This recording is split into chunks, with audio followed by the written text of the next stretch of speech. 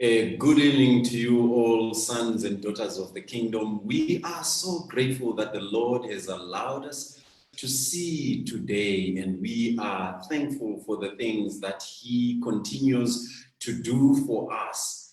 And we want to invite you to this very important session where we are having our family life clinic. Today, we want to be dealing with a very delicate and important issue that really affects us in our day-to-day lives. And the topic for today is entitled The Neck Breaker. That's the topic for today. And I am pleased to welcome you as we are dealing with the enemies of the family. There are so many of these enemies that are around. Let us pray. Father in heaven, I want to thank you for being so kind. Thank you for being so good. Thank you for being so gracious to us that you have afforded us this opportunity that we may study your word and also help us to develop families that will be strong and families that will be firm in the foundation of the Lord. And this is our humble prayer in Jesus' name. Amen. We are looking at tools that are going to help us to handle the family, the enemies. And today we are looking at another enemy of the family. And this enemy does not come when people are already married, but this enemy comes before they are married. So I would love to make this very clear as I am beginning. This lesson is more important to those who are not yet married. This lesson actually provides counsel to those who are not yet married, whilst those who are married may actually benefit from it. It is more beneficial to those who are not yet married. We are talking about the neck breaker. And I know you may be wondering who and what is the neck breaker. We will come shortly to that. Here is a question that I want to bring. I want to ask this question in the form of caricatures. I just want to welcome the Facebook family that is watching at this time. Be welcome. We are thankful that you continually support us as we are studying these very important family life gems. So how will your family be? This is the question. Now, if you are already married, how is your family? I just want to show you a few caricatures that represent different families. Here is one of them. How is your family? Is it a family, or is it going to be a family where you are going to be exchanging words, a rough exchange of words, and there is no peace, and there is mayhem, and there is chaos? How is your family?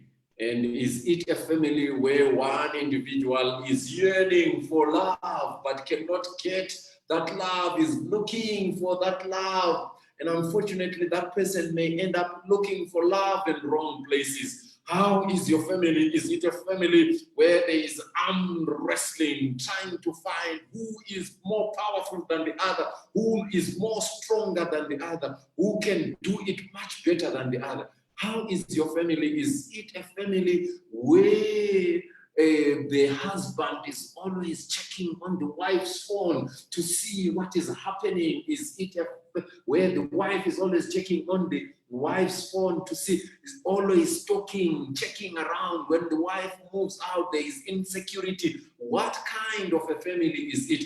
Is your boyfriend secure? Or is your girlfriend secure?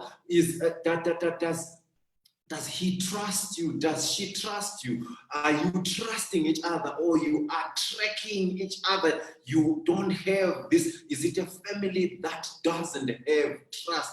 This doesn't happen when you get married. It actually happens even before you get married. How is your family? Is it this kind of family that I love, which is warm and welcoming and actually acknowledging the differences and the differentness that is in this family? How is your family? Is it like this one where we have always at each time they are it is the battle of Armageddon. It is actually a great controversy. There is a cosmic chaos in that house.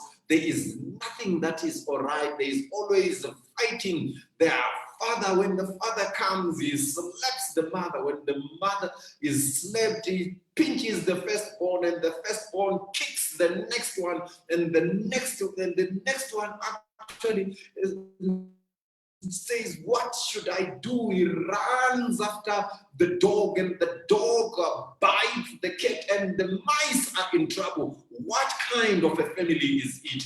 I am asking a question. What kind of family is it? Is it a family where love has grown cold? The family has actually grown old in it hasn't grown, it's grown old in its infancy. There are marriages that have grown old in their own infancy. When they have grown old in their infancy, this is exactly what will be happening. How is your family? Your family, is it a warm and loving family? All this is caused by the fact that there is a neck breaker. We're going to come to what a neck breaker is. And there are two statements that I have written here that are important that we have to worry about. As we are preparing to get married, there are things that are vital. Prepare for the wedding days and not the wedding day. Prepare for the wedding days and not the wedding day. People spend lots of money. Events managers, actually, management companies get a lot of money, and those who are doing cakes actually get a lot of money. But there is somebody who is supposed to prepare these two, who will not only live for the wedding day, but live for the wedding days. The bliss of the wedding day may not be a foretaste for the wedding days. No matter how glamorous the wedding may be, this is not to say the wedding must not be beautiful, but the wedding day is supposed to be preparing for the wedding days. So the energy that we put in preparing for the wedding day is supposed to be maybe equal the energy that we put in preparation for the wedding days. Stephen Leacock actually said something that is important, that really brings us to why we are having our topic as neck breaker. He says, many a woman falls in love with a dimple and makes a mistake of marrying the whole girl. There are so many people that have fallen in love with a dimple, And actually somebody said, please don't fall in love, grow in love. Because when you fall in love, you may break your neck. So, as you are preparing to get married, it is very important to grow in love and not fall in love. How do you grow in love and avoid falling in love? Growing in love is checking on the woman. How is this woman? checking on the man. How is this man? It is very, very important. And so we are going to scrutinize and help those who are already married to check themselves whether they didn't break their necks, because they are now realizing that the woman that I am married to is not a proper woman. Oh, I didn't say that. The woman that I married is not that woman that I was expecting. The wife, the man that I married is not the husband that I thought. Maybe I fell into love. I didn't grow into love. And so let us deal with this neck break, and let us look at the characteristics that are very important as we are dealing with this. So if you are not yet married, dear young lady, if you are not yet married, dear young man, here is something that I want you to take cognizance of. Something very important. You ought to make a wise choice. Make a wise choice. Actually, somebody said, talking to men, talking to women, he said these words: every man should be an archaeologist.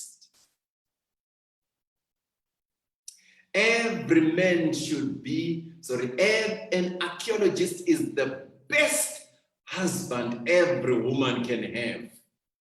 The older she gets, the more interested he is in her. So every man should be like an archaeologist whose interest is in the oldest places, like Agatha Christie once said. So let's face it, when your woman grows old, you ought to grow with her. I always say, when my wife grows, when it is yet another birthday, I always say, you have not grown, you are glowing. You are not only growing, you are glowing. She should glow in love. Years may wrinkle the skin, but the heart should be cherished. So if you make a mistake of falling in love with a dimple and marrying the whole girl, you will have a problem when the wrinkle is buried in when the dimple is buried in the wrinkle. You will have a big problem. So I want to encourage every man out there to think about this. Have a mentality of an archaeologist. When your wife is growing, older, she is growing older. She is not growing older. So have the mentality of an archaeologist, which is the greatest of mentalities that we ought to have as sons and daughters of the kingdom. So now, this is what I want us to do. One good author actually said, a good wife should be like three things. And these three things she shouldn't be like. A good wife should be like three things, and these three things she shouldn't be like them. And so this is what one good author actually said. And I want us to talk about these three things that this good author spoke about. And what are these three things? Number one, a good wife should be like a snail. What does a snail do? A snail keeps within her own house. She should not be roaming all the houses and talking and trying to find out about what is happening. I don't know whether there are wives that are like that, but she shouldn't be like a snake. She shouldn't be like a snake to carry all that she has on her back. She shouldn't carry all that she has on her back. And this is a good wife. She shouldn't be like a snake. And then she should be like an echo. I love an echo because there is something important about an echo. The echo does something that we ought to pay our proper attention to. And a good wife should be like an echo. An echo speaks when spoken to. She speaks when spoken to. This is not to say she should always be silent. This is to say it is very important to actually take cognizance, to think about the things that this family, to think about responding in a nice way and talking in a nice way. This is a very, very, very important element. Now, she shouldn't be like an echo to always have the last word. She must be like that. And that there are women who will always have the last word. When you say, when the husband says it, they will also say, when that happens, they will continue. They will always love to have the first word, the last word. And then a good wife must also be like a town clock. A town clock always keeps time and regularity, but she mustn't be like a town clock to speak so loud that everybody else will hear. And the last thing that I add about a wife that is not said by that good author is this: she must be like a sheep to bleat when necessary. She must be like a sheep who bleats when it is necessary. She mustn't be like a sheep that is naive in all crucial issues of life. And now we have said these things about women, how women ought to be. How are they supposed to be? How is their life supposed to be? How are they supposed to order themselves around? And these are women. And women are supposed to be the 31, Proverbs 31 women that are very important. Now, if you want to check at the kind of the woman, if the wife, if you are not yet married and you want to know how your wife will be in the future, you just go and check at the mother. If the mother is still alive, check how the mother is like. If you like what you are seeing in the mother, then you can go ahead and love this woman, because if the mother is 25 years older than this woman, that's this woman that you want to grow in love with, then in 25 years down the line, this is what this woman will be like. She will exactly be like that. So if you don't like what you are seeing, please run to your feet and flee, because this is what is going to happen in a few years down the line. So it is very important to have an archaeological mind as you are thinking about getting married. So I want to talk to men that are already married, and men that, and if you are desiring to have a wife for yourself, if you are desiring to have a husband, this is the caliber of the husband that ought to be. I allow me, I have utilized the 23rd Psalm as a springboard of thinking about the caliber of men that we ought to be. I'm challenging myself as I'm challenging other husbands out there to be like the chief shepherd, since we are under shepherds. How are we supposed to be? And I have taken the 23rd Psalm to talk about this. 23rd Psalm says, "The Lord is my shepherd, I shall not want." And one little girl that was reciting the 23rd Psalm actually said, "The Lord is my shepherd, that's all I want."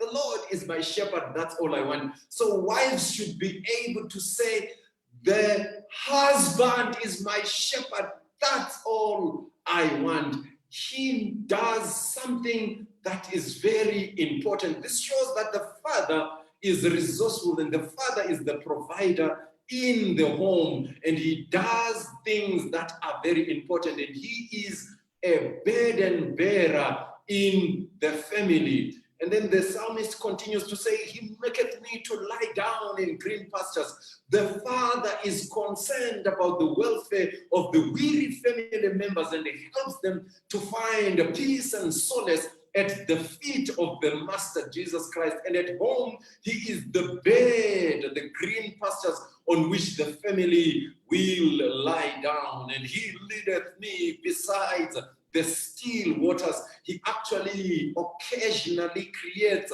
vacations and leads the family to still waters. He makes sure that they are in a moment where there is calm, peace, and serenity. He creates that kind of environment.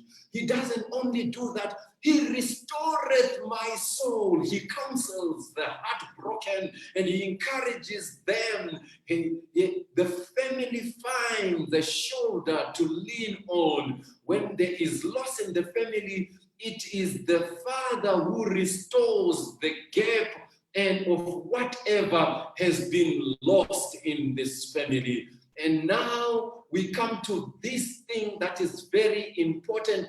He leadeth me in the paths of righteousness for his name's sake. The priest of the house is supposed to lead the people in the paths of righteousness. And I am reminded of Genesis chapter 18, verse 19. The good book says, speaking about Abraham, and he, what at this time, a prophecy speaking about him, he says, and this is what God says, "For I know him, that he is going to command his children and his household after him, and they shall keep the way of the Lord, to do justice and judgment, that the Lord may bring upon Abraham that which he has spoken of him." This is a very important element that every husband ought to value. If, girlfriend, your boyfriend doesn't love the Lord, and if your boyfriend doesn't love the Lord, you are treading on dangerous ground, because the further he is from the Lord, the further he will be away from you. Because the more closer we are united with our Savior and Lord Jesus Christ, the more tender and affectionate will be our conduct towards one another. The psalmist then continues to say, "Yea, though I walk through the valley of the shadow of death, I will fear no evil, and because I know thou art with me, for thy rod and thy staff, they comfort me." This is something that is very important. The father ought to protect the family from all kinds of enemies, providing financial security, providing marital security, providing physical security. He also uses the rod and also uses the staff. He protects his children with the rod and redeems them with the staff. But his approach is redemptive, and it is very important to value this very important element that we are talking about today. And so this is one thing that we ought to take note of. So the husband ought to be like that. So many ills that we are seeing today, so many challenges that we are having today, they are there simply because there is a challenge of husbands that are not shepherds. There are husbands that are not taking good care of their families. So, dear young men, if you want to be a good husband, be a shepherd. And this is what is going to help us as we deal with these things that are troubling us, the enemies of the family. So one great tool that we can develop, if I am not a good boyfriend before I become a good husband, as I am growing in love, I am supposed to grow into loving the Lord, my Savior, Jesus Christ.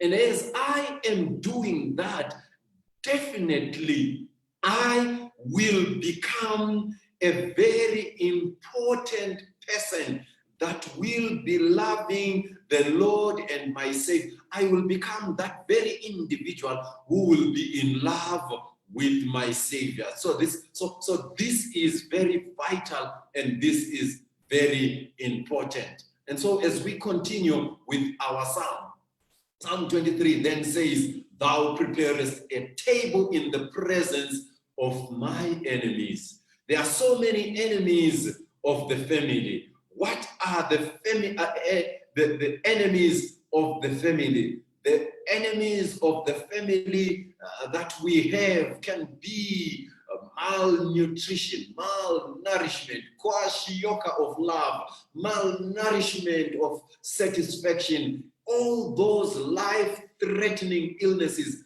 The father ought to provide a table with all colors of the rainbow. That is very, very important as we deal with the enemies of the family. Thou anointest my head with oil.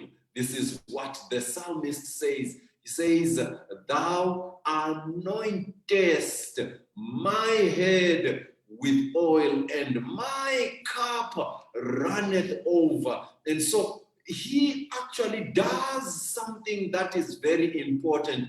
He manages to anoint the head of those who are wounded. And I am praying for husbands out there, and I am praying for wives out there. I'm praying for individuals out there that we may be able to be those that are going to be husbands that anoint the heads of our wives and bandage them when they are passing through difficult moments in life. It is very critical. We ought to actually value this very important thing. And so as we are discussing this, I am thinking about a man that is saying, I am not like that shepherd. I am not like that woman. I am not like that man. What should I be able to do? The more I am closely united with Jesus Christ, the more I will be able to exhibit the element implements that will be shepherd-like. So, thou anointest my head with oil. David actually sees himself bandaging those broken sheep, and he is anointing their heads with oil. And this is supposed to be happening in homes. So, dear young lady, if your boyfriend is not anointing your head with oil, what am I saying? If he is not binding the wounds that you have, and if he's not bringing joy in times of sorrow, you ought to be very careful. And so then he continues to say, my cup runneth over. My cup runneth over. This is what the psalmist is saying. So this is actually saying, my cup is not only full, but my cup is spilling over. And so in marriages, this is supposed to happen. Love is supposed to be spilling over. I usually joke and say, I want to drown my wife in love and let her gasp for breath in love, because this is my responsibility to make sure that her cup is running over. And actually, Charles Caleb Colton actually said something important. He says, if you can't inspire a woman with the love of yourself, fill her above the brim with the love of yourself, and all that runs over will be all yours. So men out there who want to be satisfied in their wives, here is a formula. Inspire a woman with the love of herself.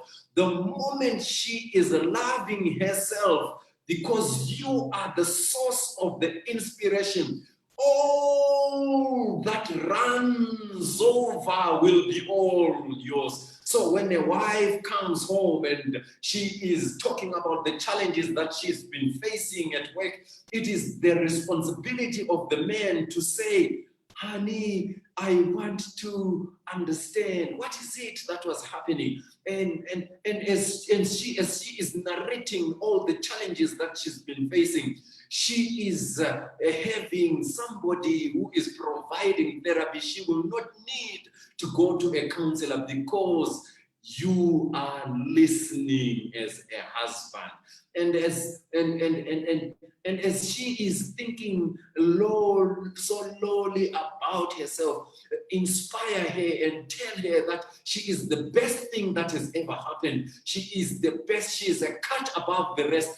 Tell her how being by her side is very important. And as I think about my wife, and I am thinking about the things that I should share, I have gone to all places in the world. I've preached in prestigious pulpits all around the world, but the best place is to be by the side of my wife. And as I am telling her this, I am actually inspiring her with the love of herself. And then the carryover will all be mine. And so my cup runneth over. And then in this way, she will be able to say, surely goodness and mercy shall follow me all the days of my life, and I shall dwell in the house of the Lord forever. In this regard, there will be no divorce in this family. Your wife will dwell in your house forever. This is my version of Psalm 23. As I am thinking about Psalm 23, this is how I see the goodness of Psalm 23.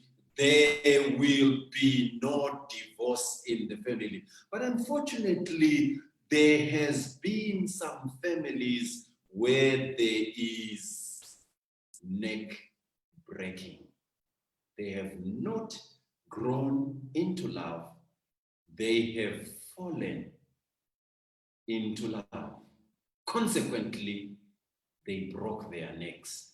And as a result, there is a challenge.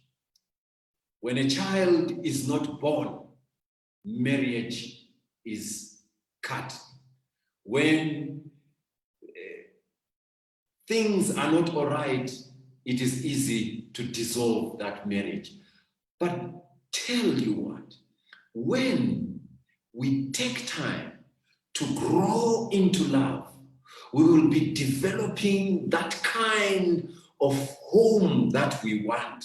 When we take time to grow into love, we will be understanding each other. How is this woman? How is this? And when the wedding day comes, and when we think about the wedding day, we will think also about the wedding days and what is supposed to happen. And so, I'm thinking about a person who is in a marriage because they broke their necks. What is it that we can do in order to help that very individual? Because in this family life clinic, what we are basically doing is retooling our empty toolbox. And so what are the tools that are there, that are at our disposal, that we can utilize in order to help our marriages if they are in the rocks? I will utilize the acronym, okay, I'll use the word accept. And as I have developed this word accept as an acronym. Are you in a marriage where love is dwindling? Accept. Are you in a marriage where there is no child? Accept. Are you in a marriage where the husband is deciding to do certain things in a certain way? Accept. This is very hard. What I'm saying is very hard. I am not a proponent for divorce. I am not a proponent for the dissolution of marriages. But I know there are some instances when divorce can take place. I understand there are circumstances that will cause us to divorce. But before we get there, accept. Because you have already chosen, accept.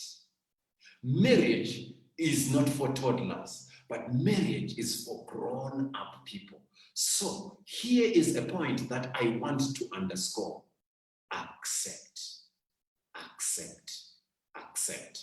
And what is it about acceptance? Is we are retooling. A, acknowledge the differences. We are not the same. We will never be the same because we have different socializations. We were nurtured different. We were raised different. We were socialized different. And even our sex is different.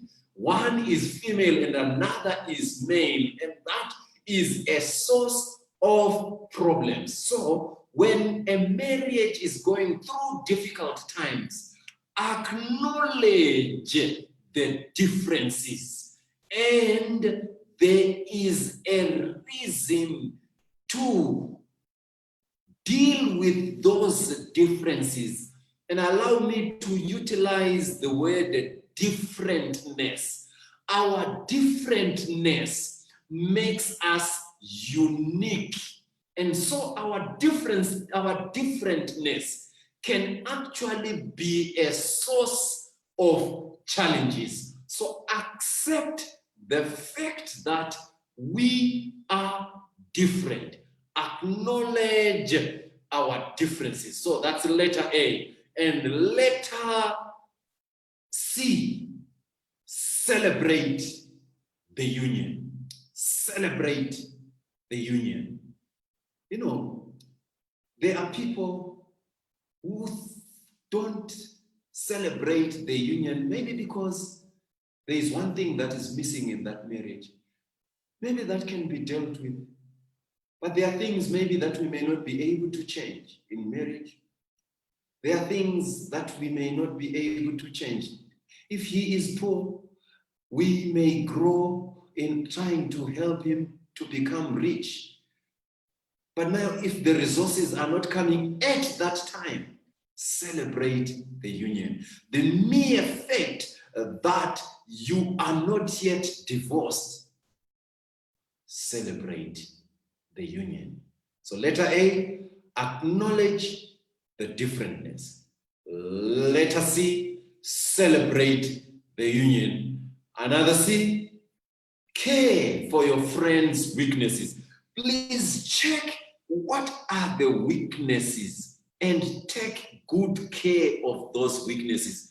Do something about those weaknesses. Letter E, explore your friend's strengths. Explore your friend's strengths. Even a clock that is malfunctioning is correct 2 times in a day. So check the weaknesses, care for those weaknesses, and ensure that as you are dealing with those weaknesses, you are helping the husband to get out of that difficult moment. You are helping the wife to get out of that difficult moment. Explore the strengths. There are strengths. And all this calls for letter P, patience. Because acceptance is not a place. Acceptance is not a destination, but acceptance is a journey. Since acceptance is a journey, patience is the key. It's not the engine, but it is the fuel that is going to take us to that place. Exploration is our expertise as we are going there. And the engine is the care that we have. Celebrating is the focus that we have as we are in that journey. So treasure your friend. And this is very, very important. If you broke your neck, accept is the key to rebuilding the marriage that is in the rocks. Acknowledge that we are different. Celebrate the union. Care for your friends' weaknesses. Explore your friends' strengths. Yes, patience is key. But above all, treasure your spouse. This is because the more closely we are united with Jesus Christ, the more tender and affectionate will be our conduct toward one another. And so I want us to take this acronym home and help each other to say, I am accepting. And acceptance is not a place, it's not a destination, it is a journey.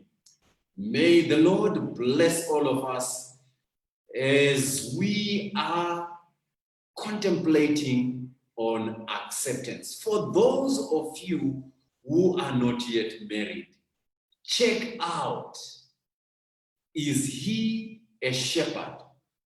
Is she like the 3 things? Is she not like the 3 things? May the Lord bless you. May he cause the light of his countenance to shine upon you. May he give you peace. Peace in your house, peace in your homes, and peace in your hearts. as you accept. May you be blessed.